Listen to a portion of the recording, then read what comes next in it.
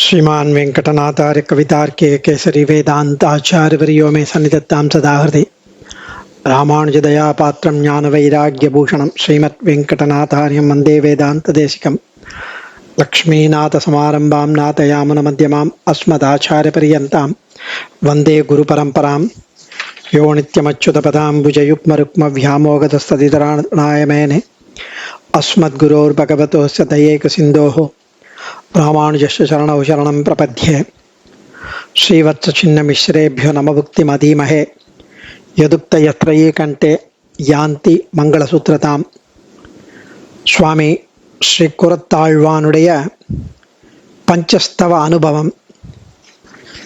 அதில் ஸ்ரீ வரதராஜஸ்தவம் இப்பொழுது ஆச்சாரிய அனுகிரகத்தில் நம்ம அனுபவித்து கொண்டிருக்கிறோம். 91வது ஸ்லோகம் வரைக்கும் அனுபவித்தோம். அதில் 91வது ஸ்லோகத்தில் வரதா, நான் சேஷத்துவ குணம் பொருந்தியவன், உன்னிடம் பரத்தை ஒப்படைத்தவன் கூட, நீ அருள்வதை ஏற்று நான் அமைய வேண்டும். நீ அருள்வதை ஏற்று அக்செப்ட் பண்ணிக்கணும், அக்னாலஜ் பண்ணிக்கணும், அமைய வேண்டும். அது இல்லாமல் நானாக உன்னை எதையும் தா என்று எப்படி கேட்கலாம் அப்படின்னு போன ஸ்லோகத்தில் அருளி செய்தார் சுவாமி. அந்த ஸ்லோகத்தை சுவாமி தேசிகன் ரகசிய ரத்னாவளி ஹிருதயத்தில் கூட எடுத்து தந்து விளக்கி அருள்கிறார். முனிவாகன போகத்தில் 5வது பாசுர வியாக்கியானத்திலும் அதை எடுக்கிறார். சேஷத்துவ பூர்த்தி இல்லாதவன் தான் பெருமாளை பல வஸ்துக்களை ஆசைகளை சொல்லி கேட்பான். அப்படி கேட்பது கூட சேஷத்துவ லட்சண நாசம். பிரபன்னனாகில் கூடிய கடமை பொறுப்பு ஏற்படுகிற இவன் பிரபத்தி க்ஷணத்தில் தன் எல்லா பாரத்தையும் அவனிடம் கொடுத்து பரசமர்ப்பணம் பரநியாசம் பண்ணிவிட்டு அதன் பின்பால் இப்படி செய், இந்த வியாதியை குணப்படுத்து, இதைத்தா என்றெல்லாம் கோரிக்கைகள் வைத்தால் அது பிரபன்ன லட்சண நாசம் ஏற்படும். அதை நம்ம சிந்திக்கணும். அப்படிங்கிறதுக்காக சுவாமி ரொம்ப அழகா நமக்கு தெரிவித்தார் போன ஸ்லோகத்தில். இந்த ஸ்லோகம் அதை விட ஆச்சரியமான ஸ்லோகம்.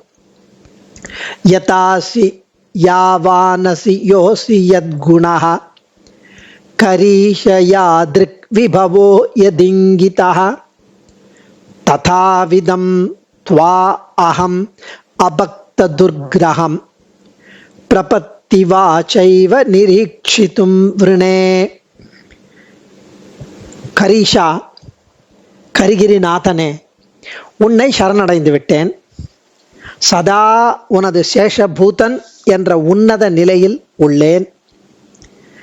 இதனால் சௌலபிய பரிபூர்ணனான உன்னை உணர விழைகிறேன், உன்னை அடைய விழைகிறேன், ஆசைப்படுகிறேன். பல்லாயிரம் ஆண்டுகள், பல கோடி ஆண்டுகள், பல ஜென்மங்கள் கடும் தபஸ் பண்ணி இருப்பவர்களுக்கு கூட எளிதில் புலப்படாத நீ உன்னை பக்தி பண்ணி சரணாகதி பண்ணி கண்ணினும் சிறுத்தாம்பில் கட்டுண்டு நிற்பவன் நீ. உன் சகலவித மகிமைகளையும் அவர்களுக்கு எந்தவித தடையும் இல்லாமல் வெட்ட வெளிச்சமாய் காட்டி அருள்பவன் நீ. ஆகவே நீ யார், எப்படிப்பட்ட ஸ்வரூபமுடையவன், உன் குணங்கள் எல்லாம் என்ன, உன் அளவு எத்தனை இது, உன் மகிமை எத்தனையது, உன் சேஷ்டிதங்கள் யாவை, உன் லீலைகள் எவ்வகையானவை போன்ற எல்லா விஷயங்களையும் நான் உள்ளபடி அறிந்து கொள்ள வேண்டும். வேறு எந்த விதத்தாலும் அறிய முடியாத உன் ரூப ஸ்வரூப குண விபவ சேஷ்டிதங்கள் உனது அடியாருக்கு மட்டும் அதி சுலபமாய் புலப்படுகிறது. வேறு எந்த விதத்தாலும் புலப்படாது. அவர்கள் இட்ட வழக்காய் நீ இருந்து அவர்களது திருப்தி, அவர்களது ஆனந்தம், அவர்களது சந்தோஷம் உனக்கு பெரிதும் உகப்பு ஏற்படுவதாக ஏற்று அதை நீ அருள்கிறாய். அதனால் அடியேனும் உன்னை சரணடைந்தவன் இல்லையா என்ற தகுதியால், அந்த சரணடைந்தவன் என்ற தகுதியால் எவராலும் எப்போதும் எந்த வகையாலும் அறிய முடியாத உன்னை நான் அறிய விரும்புகிறேன். நீ உன்னை அந்த ரூபஸ்வரூப விஷயங்களை எனக்கு தந்தருள வேண்டும். இவ்வாறு உன்னை அடைவதால் நான் உய்ய விழைகிறேன், அனுபவிக்க விழைகிறேன். அருள்வாய் பிரபோ அப்படின்னு இந்த ஸ்லோகத்தில் அனுபவிக்கிறார். கரீஷா, உன் ஸ்வரூப சக்தி குணாதிகள் என்னென்ன இருந்தாலும் அத்தகைய மகத்தான மகிமையான உன் தத்துவத்தை பக்தி அற்றவர்களுக்கு அறிய முடியாததை சரணாகதி என்ற வார்த்தையால் மட்டுமே அடியேன் சொன்னதால் நான் அதை சாட்சாத்கரிக்க விரும்புகிறேன். உன் ஸ்வரூப ரூப குண விபவ சேஷ்டிதங்களை ஹஸ்திகிரிநாதனே, நீ எவனாயிருக்கிறாயோ, எந்த குணங்களை கொண்டவனோ, எவ்வளவனாயிருக்கிறாயோ, எத்தகைய ஐஸ்வர்யங்களை உடையவனாயிருக்கிறாயோ, எப்படிப்பட்ட சேஷ்டிதங்களை உடையவனாயிருக்கிறாயோ, அப்படிப்பட்டவனாகவே பக்தர்களுக்கு அல்லாமல் மற்றையோருக்கு அரியவனாய் உள்ள, மற்றவர்கள் புரிந்து கொள்ள அரியனாய் உள்ள, அவ்வளவு ஈஸியா கண்டுபிடிக்க எளியமையாய் இல்லாமல் இருப்பவனாக உன்னை பிரபத்தி என்ற சொல்லால் மட்டும், சரணாகதி அப்படின்ற சொல்லால் மட்டும் உன்னை நான் சாட்சாத்கரிக்க, காண, சேர, அடைய, அறிய இந்த அடியேன் பாரிக்கிறேன், துவரையுடன் பாரிக்கிறேன். இந்த ஸ்லோகம் முதல் கடைசி நிகமன ஸ்லோகம் வரைக்கும் நாராயண சப்தார்த்தம் அப்படின்னு ஆச்சாரியர்கள் அனுபவிக்கிறார்கள். முந்தைய தசகம், அதாவது 81லேருந்து 91 10 ஸ்லோகங்கள், 11 ஸ்லோகங்கள் நமசப்தார்த்தம். பிரபத்தியின் பலன் என்ன அப்படின்னா நாராயணாய, அவன் கைங்கரியத்தின் பொருட்டு என்று உணர வேண்டும். ஸோ யதாசி யாவான் அசி யோசி யத் குணः கரீஷ யாத்ருக் விபவோ யதிங்கிதः ததாவிதம் த்வா அகம் அபக்த துர்கிரகம் பிரபத்திவாச்சைவ நிரீட்சித்தும் விருணே. கரீஷா, கரிகிரி மேல் நின்று அனைத்தும் காக்கும் பிரானே. துவம், தேவரீர். யஹ அசி, எவராயிருக்கிறீரோ. யதா, எந்தப்படி. அசி, உள்ளீரோ. யாவான் அசி, எவ்வளவு அளவானவராக இருக்கிறீரோ. யத் குணஹா, எத்தகைய குணநலன்களை அசி, உடையவராக இருக்கிறீரோ. யாத்ருக் விபவ யதிங்கிதாசி, யாத்ருக் விபவ, எத்தகைய விபவங்கள், வைபவங்கள், ஐஸ்வர்யங்கள் உடையவராய். யதிங்கிதாசி, எத்தகைய நடைமுறைகளை, சேஷ்டிதங்களை உள்ளவராய் இருக்கிறீரோ. ததாவிதம், அத்தகையவராயும். அபக்த துர்கிரகம், பக்தி இல்லாதவர்களால் அறிய முடியாதவராகவும் ஆன துவா, தேவரீரை. பிரபத்தி, சரணாகதி என்கிற வாச்சா ஏவ என்ற வார்த்தை சொல்லாலேயே, சரணாகதி பண்ணிட அப்படின்ற சொல்லாலேயே. நிரீட்சித்தும், நேரில் சேவிக்க. அகம் விருணே, அடியேன் விரும்புகிறேன். முன்னைய பார்த்த மாதிரி கீழ் தசகத்தில் நமசப்தார்த்தம், இதிலேருந்து கடைசி தசகம் 11 ஸ்லோகங்கள் பகவத் கைங்கரிய பிரார்த்தனை, நாராயண சப்தார்த்தம் இங்கு விளக்கப்படுகிறதுன்னு சொல்றார் ஸ்ரீவத்சங்காச்சார் சுவாமி. எம்பெருமான் எத்தகையவர், எம்பெருமான் யார், எம்பெருமான் எவ்விதம் உபாசிக்க தகுந்தவர், அவரது வைபவம் எத்தகையது, அவர் செயல்படும் முறைகள் யாவை, அவர் சொரூப ரூப குணங்கள் யாவை, எதுவும் நம்மால் அறிய முடியாது. தொமேவத்வாம் வேத்த யோசி சோசி என்று வேதம் இதை விளக்க முற்பட்டு, தேவரீரை பற்றி அறிவீர், எத்தகையவரோ நாம் அறியோம் என்று கை வாங்கியது. முடியாது, எங்களால் முடியாது. யதோவாச்சோ நிவர்த்தந்தே அப்பிராப்பிய மனசா சகா, மனசும் வார்த்தையும் எட்டாது அவருடைய அளவை புரிந்து கொள்ள. இன்ஃபேக்ட் 10வது சாப்டர்ல 15வது ஸ்லோகத்துல ஸ்வயமேவ ஆத்மானம் வேத்தத்வம் புருஷோத்தம பூத பாவன பூதேஷ தேவதேவ ஜெகத்பதே அப்படின்னு 15வது ஸ்லோகம் 10வது சாப்டர்ல கீதையில சொல்றார். பிராணிகளையெல்லாம் படைத்து நியமிக்கும் உம்மை தேவர்களை பிராணிகள் மேம்பட்டவர் என்று ஆராதிப்பது போல தேவர்கள் ஆராதிக்கின்றனர் உம்மை. இப்படி எல்லா உலகுக்கும் சுவாமியான நீர் உம்மை இங்குள்ளாருக்கும் மேலான முக்தர்களும் அறியகில்லார். இங்கனம் இருப்பதால் நீர் உம்மை நிஜமாக அறிகின்ற வண்ணம் யார் அறிவர்? உம்மை நிஜமாக நீர் இருக்கும் வண்ணத்தை யார் அறிவர்? நீர் படைத்த வஸ்துக்களிலே எதில் எந்த விதமான உமது அம்சம் தோற்ற நீர் ஆத்மாவாயிருக்கிறீர் என்பது உமக்கு மட்டுமே தெரிவதாம். என்றபடி இந்த ஸ்லோகத்தில் ஒன்று மட்டிலும் தெரிய வருகிறது. எம்பெருமானிடம் உள்ளார்ந்த பக்தி இல்லை என்றால் அவனை அறியவே முடியாது என்று.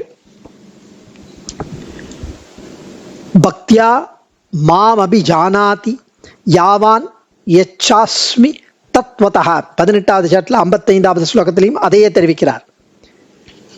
11வது சாப்டர்ல கீதையில 54வது ஸ்லோகத்துல பக்தியா துவனன்யா சக்கிய அகமேவம் விதோர்ஜுனா ஞாத்தும் திரஷ்டும் ச தத்வேன பிரவேஷ்டும் ச பரந்தப.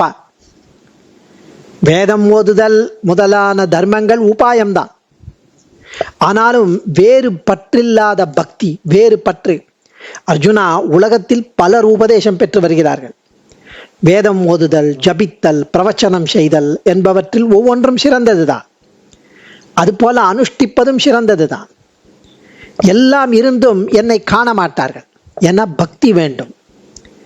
அது வேறு பற்றில்லாமல் என் விஷயமாகவே அந்த பக்தி இருக்க வேண்டும். பக்திங்கிறது வேற எதுக்கோ விஷயாந்தரங்களுக்கு வேற விஷய சுகங்களுக்காக இருக்கக்கூடாது. இந்த நிமிஷத்தில் உனக்கு உண்டான அளவுக்கு வைராக்கியமும் பக்தியும் எல்லாருக்கும் வராது. நான் இவ்வாறு வேறு பற்றின்றி இருக்கும் பக்தி 9ஆல் தான் உள்ளபடி அறியக்கூடியவன். வேதம் ஓதுதல், ஓதுவித்தல், பொருள் கூறல், ஜபித்தல் போன்றவற்றால் காணப்படக்கூடியவன் அல்லன். தபஸினால் காண முடியவன் அல்லன். தானத்தினால் அல்லன். யாகாதிகளாலும் அல்லன். பகைவரை வதக்கின்றவனே பரந்தபா. அர்ஜுனா, நான் இவ்வாறு வேறு பற்றில்லாமல் இருக்கும் பக்தி 9ஆல் ஒன்றுமே உள்ளபடி அறியக்கூடியவன். இதெல்லாம் இருக்கலாம். அந்த பரபக்தி, பரஜான பரமபக்தி என்பது ஏற்படுவது இப்படித்தான். கீதையில் எம்பெருமான் அருளி செய்தான் இல்லையா, இந்த மாதிரி இப்படி 10 எளியவன், 10 அடியவர்க்கு எளியவன். நம்மாழ்வார் தெரிவித்தபடி தேவரீரை அடியேன் பிரபத்தி ஒன்றாலேயே நேரில் சேவிக்க விரும்புகிறேன், வரிக்கிறேன் என்கிறார் ஆழ்வான். யோசி யோ அசி, எவராயிருக்கிறீரோ. எம்பெருமான் உலகிற்கெல்லாம் காரணமாய் அமைந்தவர் என்பதை விளக்கும் முகமாய் எம்பெருமான் சத்தியம், ஞானம், அனந்தம், அமலத்வாதி குணகணங்களை தெரிவித்தபடி இங்கு ஹ்ரீஷ்சதே லக்ஷ்மீஷ்ச பத்னியோ என்று ஸ்ருதி தெரிவித்தபடி லக்ஷ்மி பதித்துவமும் எம்பெருமானின் சொரூப நிரூப குணங்களாய் அமைந்தன என்பதும் இங்கு கொள்ளத்தக்கது. யதா அசி, யோசிக்கு அப்புறம் எவராயிருக்கிறீரோ, யதா அசி எந்தப்படி உள்ளீரோ. பஞ்சதா பஞ்சாத்மா என்று உபனிஷத் தெரிவித்தபடி பரவியூக விபவ ஹார்த அர்ச்சை என்றபடி 5 விதமான நிலைகளில் எம்பெருமான் உள்ளபடியை தெரிவித்தபடி யதா அசி. முதல்ல யோ அசி, அப்புறம் யதா அசி, அதுக்கப்புறம் யாவான் அசி. அனோரணீயான் பகதோ மகீயான் அந்தர்பகிச்சதத் சர்வம் வியாபிய நாராயணஸ்திதா என்றவாறெல்லாம் வேதம் ஓதியபடி எம்பெருமான் எப்பொருளிலும் உள்ளும் புறமும் கறந்து நிற்பதை தெரியப்படுத்தியபடி எம்பெருமானை சொன்ன இடத்திலே பிராட்டியையும் சொல்லிற்றாயிற்றாம் என்று உடையவர் அருளி செய்த வார்த்தையை ஆச்சான் கிடம்பி ஆச்சான் பக்கலிலே கேட்டு நஞ்சீயர் சங்கிரகித்தார் என்று சித்தோபாய சோதனாதிகாரத்தில் ஸ்ரீ சுவாமி தேசிகன் அருளி செய்தபடி இங்கெல்லாம் பெருமாளை தெரிவிக்கும் பிரமாணங்கள் யாவும் பிராட்டியையும் உடன் உட்கொண்டு வந்தன என்பதை நாம் அறிய வேண்டும். யதா சர்வகதோ விஷ்ணுகு ததைவேயம் த்விஜோத்தமா என்று ஸ்ரீ பராசரர் விஷ்ணு புராணத்தில் திருவாக்காலும் இவைகளை மூலமாக கொண்ட ஸ்ரீ பராசர பட்டர் குணரத்ன கோஷணத்தில் 28வது ஸ்லோகத்திலும் இந்த திருவாக்கால் இதை உணர வேண்டும். யாத்ருக் விபவ அசி. யாத்ருக் விபவகா அப்படின்னா எத்தகைய ஐஸ்வர்யத்தை உடையவரோ அசி அப்படி. பதிம் விஸ்வஸ்யாத்மேஸ்வரகும் சாஸ்வதகும் சிவமச்சுதம் தமீஷ்சராணாம் பரமம் மகேஸ்வரம் தம் தேவதானாம் பரமம் ச தெய்வதம் என்றவாறான எம்பெருமானின் பெருமைகளை வெளியிடும் ஸ்ருதிகள். அதன் மூலமாக யாத்ருக் விபவசி தேவரீர் ஐஸ்வர்யங்களை அறிய வேண்டும். மற்றைய தேவர்களின் விபவம் அழியக்கூடியது என்பதும் எம்பெருமானை உபாசித்து பெற்றது என்பதையும், அவர்களுக்கு கிடைச்ச வைபவம் எம்பெருமானை உபாசித்ததனால் பெற்றது. பல முறை பல பிரமாணங்களை கொண்டு நாம் இதெல்லாம் விளக்கியுள்ளோம். முன்னாடி சிவசங்காச்சா தெரிவிக்கிறார், எம்பெருமான் விபவமோ சாஸ்வதமானது. பதிம் விஸ்வஸ்யாத்மேஸ்வரகும் சாஸ்வதகும் சிவமச்சுதம். அயலாருக்கு அடங்கியது இல்லை எம்பெருமானுடைய வைபவம். சுவாதீனன் அவன். எதிங்கிதகாசி, எத்தகைய நடைமுறைகளை உள்ளவராய் உள்ளனர். அந்த பிரவிஷ்ட சாஸ்தா ஜனானாம் சர்வாத்மா என்பது ஸ்வர்ண கர்மானுவாகத்தில் யாவற்றையும் உட்புகுந்து அதை தாங்கி கட்டுப்படுத்தி உடமையாக கொள்வதையே செயலாக உடையவர் பெருமான். இத்தகைய தேவரீரை பல பக்தி யோகத்தால் மட்டுமே நேரில் சேவிக்க முடியும் என்பதைப் போல சரணம் துவாம் பிரபன்னாயே தியான யோக விவர்ஜிதாக தே அபி மிருத்யுமதிக்ரம்ய யாந்தி தத் வைஷ்ணவம் பதம் என்று பிராமண புராணத்தில் சரணாகதியாலேயே எம்பெருமானின் பரமபதத்தை அடைய முடியும் என்று தெரிவித்தபடியால் அகிஞ்சனான அடியேன் சரணாகதியை கொண்டே தேவரீரை சேவிக்க தேவரீரை வரிக்கிறேன் என்கிறார் ஆழ்வான். அகிர்புஜ்ய சமயத்திலும் இதை விளக்கமாக தெரிவிக்கப்படுகிறது. அதனால் இங்கு சுவாமி பிரபத்தி வாச்சா ஏவ என்று விளக்கி அருளிய ரசம் அனுபவிக்கணும். ஞாசேன ஏவ, அதாவது பிரபத்தி வாச்சா ஏவ, சரணாகதி என்ற சொல்லாலேயே, அதாவது சரணாகதியின் அங்கங்களான ஆனுகூல்ய சங்கல்பம், பிராதிகூல்ய வர்ஜனம் அப்படிங்கிற அந்த பஞ்ச அங்கங்களில் தெளிவு ஏற்படாமல், ஒரு தெளிவே வராமல் குழப்ப நிலையில் கூட சமுதாய ஞான மாத்திரத்தாலேயே சரணாகதி பண்ணா அவன் நம்மை வரிப்பான், பிரபத்தி பண்ணா அவன் நம்மை வரிப்பான், அவன் மாமேகம் சரணம் பிரஜா மோட்சத்தை கொடுப்பான் என்ற ஒரு சமுதாய மாத்திரம், ஒரு டோட்டாலிட்டி, ஒரு என்டையர்ட்டி, ஒரு குத்து மதிப்பா, ஒரு அப்ராக்சிமேட்டா, ஒரு ஞான மாத்திரத்தாலே சரணாகதியை அனுஷ்டித்தாலும் பிரபத்தி பூர்ணமே என்பதை விளக்க ஸ்ரீ சுவாமி தேசிகன் இந்த ஸ்லோகத்தை, இந்த 92வது ஸ்லோகத்தை பலமுறை தமது ஸ்ரீகோஷங்களில் எடுத்து உதாகரித்து அருளுகிறார். உதாரணமாக எடுத்து அருளுகிறார் சுவாமி.